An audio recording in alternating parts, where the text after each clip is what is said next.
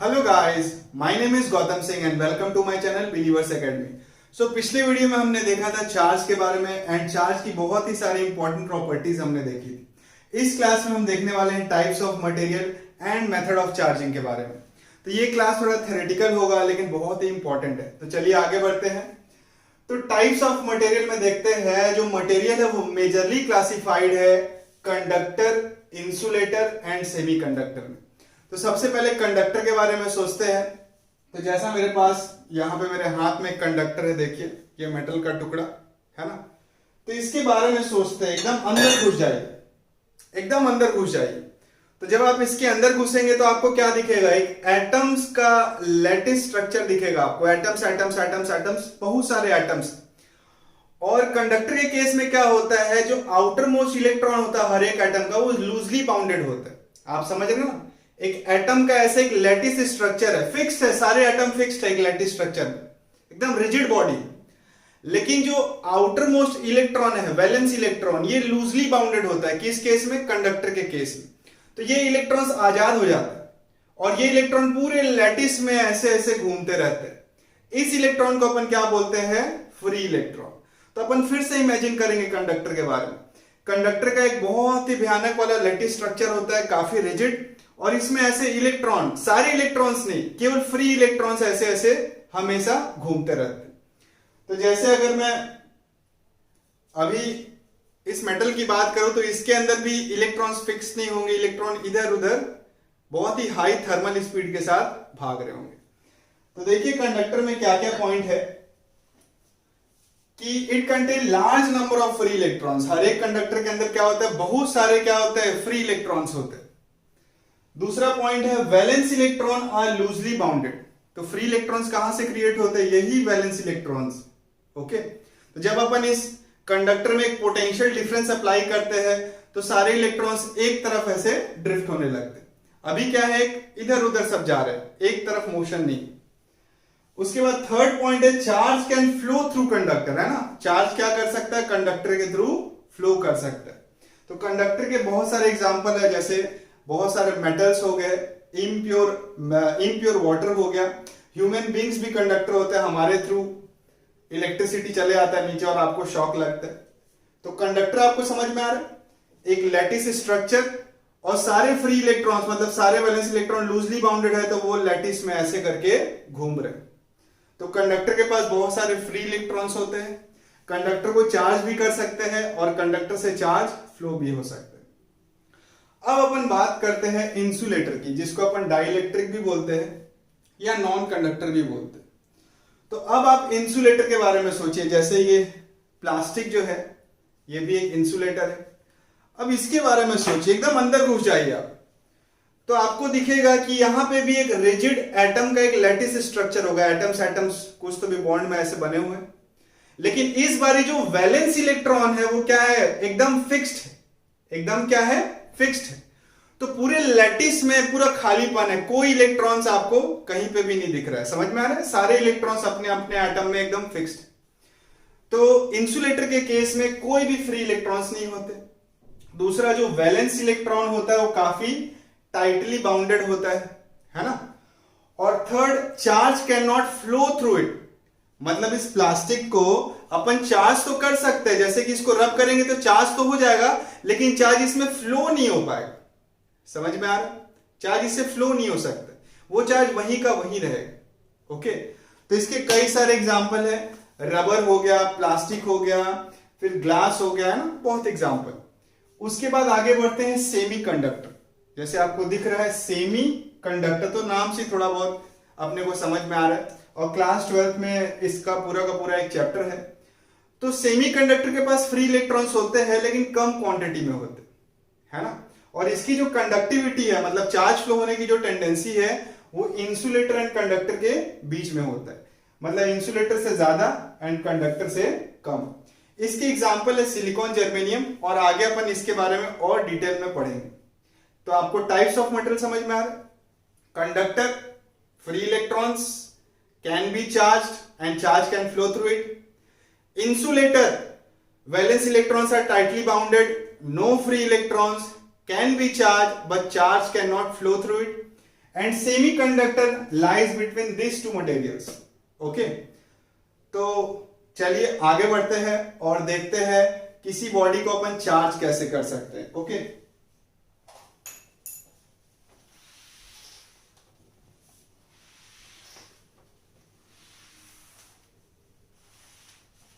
तो सबसे पहले मेथड ऑफ चार्जिंग में अपन देखेंगे चार्जिंग बाय फ्रिक्शन।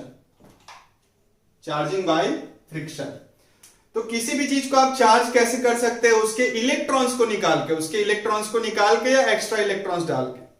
तो सबसे पहला मेथड देखते हैं, मेथड 1, चार्जिंग बाय फ्रिक्शन।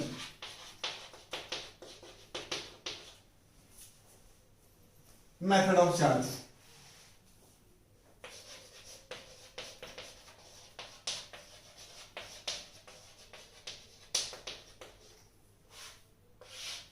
ठीक है। तो मेथड ऑफ चार्जिंग में पहला मेथड जो है वो है चार्जिंग बाय फ्रिक्शन। तो चार्जिंग बाय फ्रिक्शन बहुत ही इजी है। जैसे ये जो प्लास्टिक आप देख रहे हैं, इसको अपन रब करें तो फ्रिक्शन के कारण क्या होता है, हीट एनर्जी क्रिएट होता है और इलेक्ट्रॉन्स दूसरे मटेरियल से इसमें भी आ सकते हैं और इससे बाहर भी जा सकते हैं। समझ में आ रहा है? तो कभी भी दो बॉडी को अपन रब करते हैं, due to friction heat energy is created and electrons can be shifted from one material to other. तो जिसमें इलेक्ट्रॉन जाएगा वो नेगेटिवली चार्ज हो जाएगा और जहां से इलेक्ट्रॉन जाएगा वो पॉजिटिवली चार्ज हो जाएगा। समझ में आ रहा है? लेकिन चार्जिंग बाय फ्रिक्शन में एक चीज बहुत इंपॉर्टेंट है, जैसे दो प्लास्टिक को रब करेंगे तो कभी चार्जिंग नहीं होगा, दो ग्लास को रब करेंगे तो वो कभी चार्ज नहीं होंगे। तो ध्यान रखिए कि चार्जिंग बाय फ्रिक्शन के समय आपको एक ट्राइबो इलेक्ट्रिक सीरीज देखना पड़ता है। ट्राइबो इलेक्ट्रिक सीरीज ऐसे क्या बोलते हैं, बहुत सारे मटेरियल का ऐसा नंबरिंग दिया हुआ है, टेंडेंसी दिया हुआ है कि किसके पास इलेक्ट्रॉन देने की टेंडेंसी और किसके पास इलेक्ट्रॉन लेने की टेंडेंसी। तो चार्जिंग बाय फ्रिक्शन तभी हो सकता है जब एक मटेरियल को क्या है, इलेक्ट्रॉन देने की टेंडेंसी और दूसरे को लेने की टेंडेंसी। तो जब भी आप चार्जिंग बाय फ्रिक्शन करें, मटेरियल आप सही से चुने। ओके, समझ में आ रहा? बहुत ही सिंपल मेथड। नेक्स्ट बढ़ते हैं, बहुत important method number 2, charging by electrostatic induction. Method 2 है चार्जिंग बाय इलेक्ट्रोस्टैटिक इंडक्शन। ये मेथड क्या बोलता है कि when a charged body is brought near an uncharged body, then opposite nature of charge is created on it. This is called electrostatic induction. इसका मतलब है जब एक चार्ज बॉडी, मतलब ये चार्ज बॉडी को जब आप एक अनचार्ज बॉडी के पास लाएंगे तो इसके पास एक नेगेटिव नेचर का चार्ज इंड्यूस होता है, इसी को बोलते हैं चार्जिंग बाय इंडक्शन। समझ में आ रहा है? तो charging by induction conductor as well as insulator दोनों ही केस में हो सकता है। ओके, तो कंडक्टर को देखते हैं चार्ज कैसे करेंगे, आपके एनसीईआरटी बुक में भी दिया हुआ है, ध्यान से समझिए। कंडक्टर की बात करते हैं, एक मेटेलिक स्फीयर है, अपन चार्ज कर रहे हैं कंडक्टर को। ये मेटेलिक स्फीयर है एकदम अनचार्ज, यहां पे अपन एक चार्ज बॉडी लेके आए तो क्या होगा सोचिए। तो ये जो कंडक्टर है इसके पास बहुत सारे फ्री इलेक्ट्रॉन्स है, मतलब लैटिस में घूम रहे थे। जैसे ही पॉजिटिव चार्ज आया सारे इलेक्ट्रॉन्स किधर भागने लगेंगे, इस पॉजिटिव चार्ज की तरफ भागने लगेंगे और यहां आके क्या हो जाएंगे, रुक जाएंगे, है ना। तो इलेक्ट्रॉन लगातार ऐसे भागते रहेंगे और कब तक भागते रहेंगे, जब तक इलेक्ट्रोस्टैटिक सिचुएशन ना रीच कर जाए। अब इलेक्ट्रोस्टैटिक सिचुएशन कब आएगा, ध्यान से सोचिए। बहुत सारे इलेक्ट्रॉन्स थे लैटिस में, आप लैटिस समझ रहे ना, तो इलेक्ट्रॉन्स भाग के यहां पे आ गए, इलेक्ट्रॉन लगातार भाग रहे। अब क्या होगा, इलेक्ट्रॉन्स के भागने से यहां पे एक positive nature of charge create हो जाएगा जहां से इलेक्ट्रॉन गए। अब जो एक इलेक्ट्रॉन यहां से निकलेगा, इस पे दो फोर्स लग रहे हैं, एक तो ये पॉजिटिव चार्ज खींच रहा है और ये जो नया इलेक्ट्रॉन इधर आ रहा है उसको ये लाइक चार्ज रिपेल करेगा और ये अनलाइक चार्ज अट्रैक्ट करेगा। मतलब ये इलेक्ट्रॉन पे इस नेगेटिव चार्ज के कारण इधर फोर्स लगेगा और इस पॉजिटिव चार्ज के कारण भी यहां फोर्स लगेगा। तो इलेक्ट्रॉन तब तक भागते रहेंगे जब तक नेट फोर्स उन पे क्या ना हो जाए, जीरो ना हो जाए। जस्ट इमेजिन कि मैं यहां से भागना चालू किया, अब मेरे पे दो फोर्स लग रहा है, एक पॉजिटिव चार्ज मेरे को खींच रहा है और दूसरा ये जो नेगेटिव चार्ज है मुझे इस तरफ रिपेल कर रहा है और जहां से मैं जा रहा हूं वो भी मुझे इस तरफ खींच रहा है। तो ये दोनों का नेट फोर्स प्लस ये फोर्स जब जीरो हो जाएगा तो इलेक्ट्रोस्टैटिक सिचुएशन रीच कर जाएगा, मतलब सारे चार्ज क्या हो गए, रेस्ट पे हो। समझ में आ रहा है? तो स्टेप नंबर 1 समझ में आ रहा है चार्जिंग का, कि जब ये कंडक्टर था जो कि अनचार्ज था, इसके पास अगर एक अपन चार्ज बॉडी लाएं तो इलेक्ट्रोस्टैटिक इंडक्शन के कारण यहां इलेक्ट्रॉन्स आ गए और यहां क्या हो गए, पॉजिटिव चार्ज क्रिएट हो गए। और इक्विलिब्रियम कंडीशन कैसे रीच हो रहा है समझ में आ रहा है? तो देखिए ये बॉडी अभी भी फुल्ली चार्ज नहीं है क्योंकि प्लस माइनस क्या हो जाएगा, न्यूट्रल हो जाएगा। स्टेप नंबर 2 देखिए, बहुत ही इंटरेस्टिंग।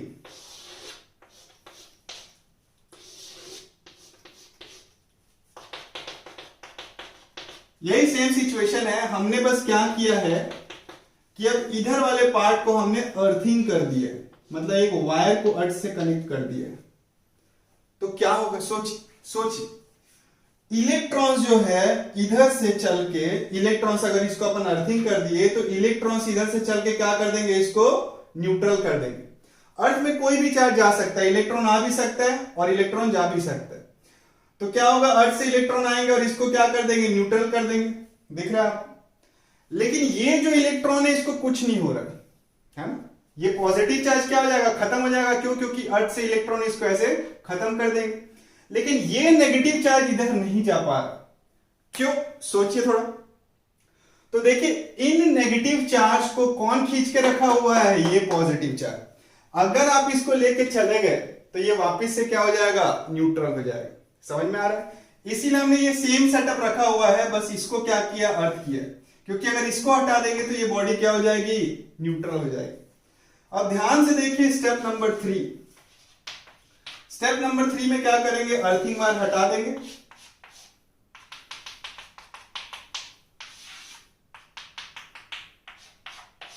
है ना। और स्टेप नंबर 4 में क्या कर देंगे कि ये दोनों बॉडी को अलग अलग कर देंगे, थोड़े डिस्टेंस पे रख देंगे। तो जैसी डिस्टेंस पे रखेंगे ये नेगेटिव चार्ज क्या करेंगे, एक दूसरे को धकेलने लगेंगे, कि बोलेंगे चल हट यार, बहुत like charge repel each other. तो ये पूरा नेगेटिव चार्ज क्या हो जाएगा, सरफेस में फैल जाएगा। तो इस तरीके से आप कंडक्टर को इलेक्ट्रोस्टैटिक इंडक्शन के थ्रू चार्ज कर सकते, ठीक है ना। एक एनसीईआरटी में एक और मेथड दिया है, वो भी देखते हैं।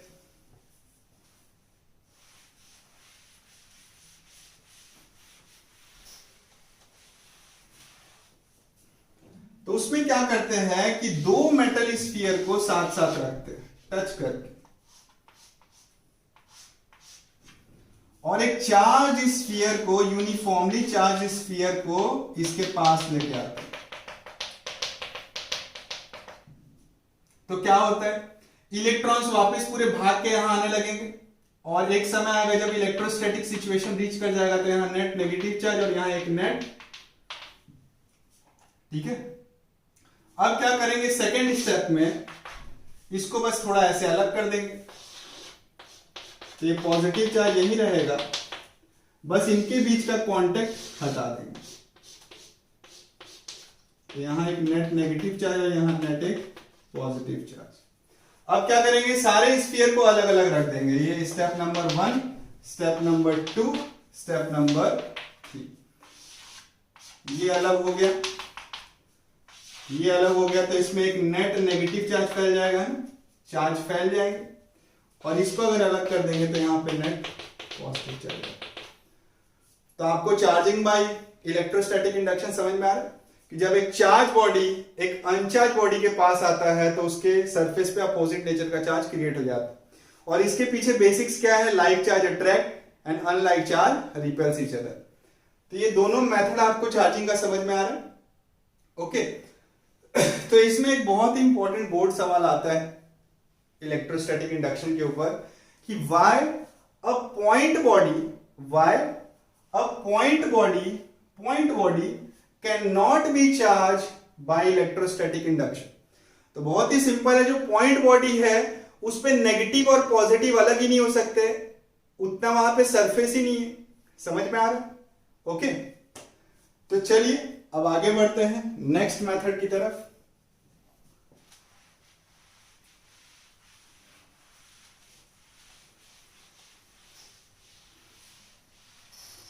मेथड नंबर 3,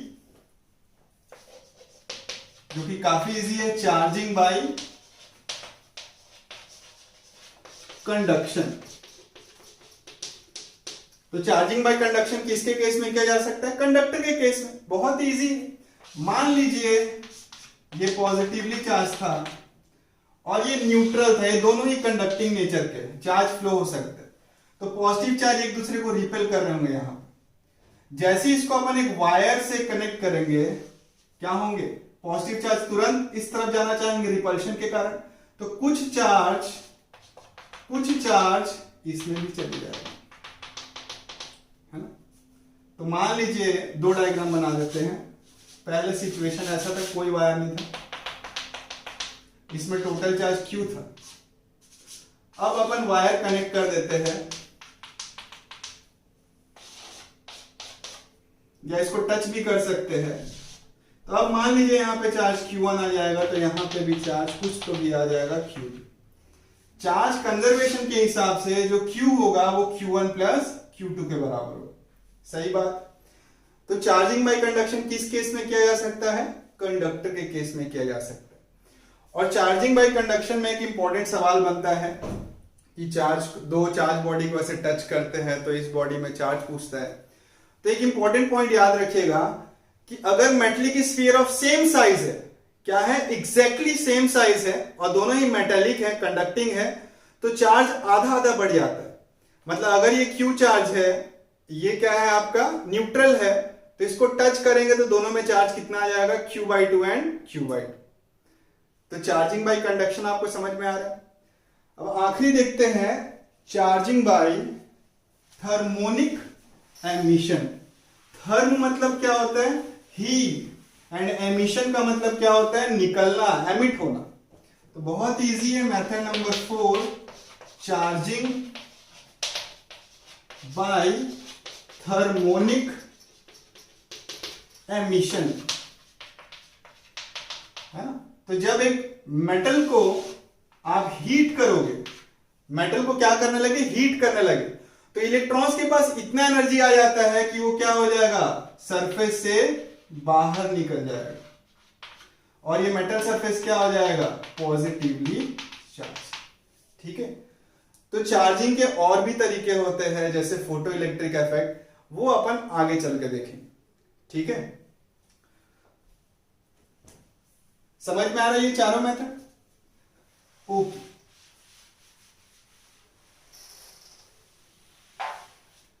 तो इसके बाद मैं एक आपको इंपॉर्टेंट पॉइंट बताता हूं चार्जिंग से रिलेटेड। देखिए, अगर ये स्फीयर कंडक्टर है, तो अगर आपने इसको चार्ज दिया तो पूरा चार्ज कहां पे आ जाएगा? सरफेस पे आ जाएगा। क्यों? क्योंकि like charge repels each other, है ना। Like charge repels each other, and conductor के केस में चार्ज फ्लो भी हो सकता है, तो सारा का सारा चार्ज कहां पे आ जाता है? सरफेस पे आ जाता है। तो ये बहुत ही इंपॉर्टेंट पॉइंट है कि किसी भी कंडक्टर को अगर आप चार्ज देते हो तो इलेक्ट्रोस्टैटिक सिचुएशन आप समझ रहे, चार्ज किस में है? रेस्ट पे है, तो उस केस में सारा चार्ज कहां आ जाता है? सरफेस पे आ जाता है।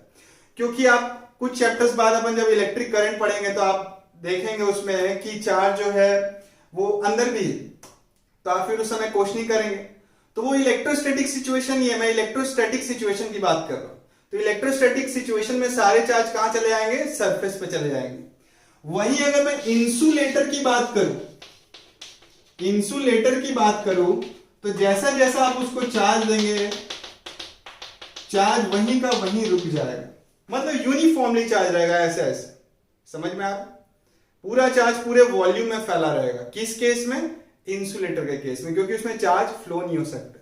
तो ये तो बहुत ही इंपॉर्टेंट पॉइंट है कि किसी भी कंडक्टिंग सरफेस पे अगर आप किसी भी कंडक्टिंग बॉडी पे अगर आप चार्ज देंगे तो इलेक्ट्रोस्टैटिक सिचुएशन में सारा चार्ज सरफेस पे आ जाएगा। वहीं इंसुलेटर के केस में चार्ज जहां आप करेंगे यूनिफॉर्मली वैसे ही क्या रहेगा, डिस्ट्रीब्यूटेड रहेगा। समझ में आ रहा है?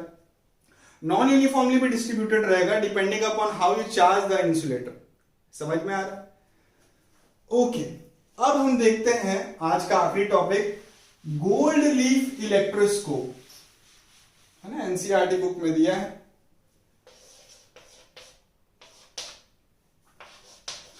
गोल्ड लीफ इलेक्ट्रोस्कोप, ये क्या है भैया? तो गोल्ड लीफ इलेक्ट्रोस्कोप बहुत ही एक सिंपल इंस्ट्रूमेंट है ये पता करने के लिए कि कोई बॉडी चार्ज है कि नहीं है। तो बहुत ही इजी है, एक ट्रांसपेरेंट ऐसा वेसल होता है, आप घर पे भी बना सकते हैं। एक ट्रांसपेरेंट ऐसा एक मान लीजिए वेसल है, ग्लास का बना हुआ, ऊपर से ये बंद है, उसके ऊपर में आपने क्या किया है, एक कॉपर वायर लिया और उसमें एक हुक लगा दिया, और इस कॉपर वायर में दो गोल्ड लीफ टांगे आपने, दो गोल्ड लीफ, ये फ्री टू ऐसे मूव है ना। तो दो गोल्ड लीफ लिया, उसमें आपने होल किया और यहां पे उनको ऐसे करके टांग दिए, दिख रहे, दो गोल्ड लीफ ऐसे फ्लैट। ओके, अब क्या करते हैं, अगर मान लीजिए मैं एक चार्ज प्लास्टिक रॉड को पास लेके आऊं तो क्या होगा, ये कॉपर वायर के सारे इलेक्ट्रॉन्स किधर भागेंगे, इस तरफ भागेंगे, और इस तरफ क्या क्रिएट हो जाएगा, पॉजिटिव चार्ज। तो जैसी दोनों लीफ में पॉजिटिव चार्ज आएगा, like charge repels each other, तो आपको क्या दिखेगा कि गोल्ड लीफ एक दूसरे से थोड़े अलग हो गए। तो आपको समझ में आ जाएगा कि इस बॉडी में क्या है, कोई तो भी चार्ज है। तो गोल्ड लीफ इलेक्ट्रोस्कोप से आप ये तो बता सकते हैं कि कोई बॉडी में चार्ज है या नहीं है, लेकिन आप टाइप ऑफ चार्ज के बारे में नहीं बता सकते। ओके, तो चलिए अपन नेक्स्ट क्लास में मिलते हैं और देखेंगे कूलम्स लॉ। ओके, अगर ये वीडियो आपको पसंद आया हो तो लाइक कीजिए और हमारे चैनल को सब्सक्राइब कीजिए। Thank you.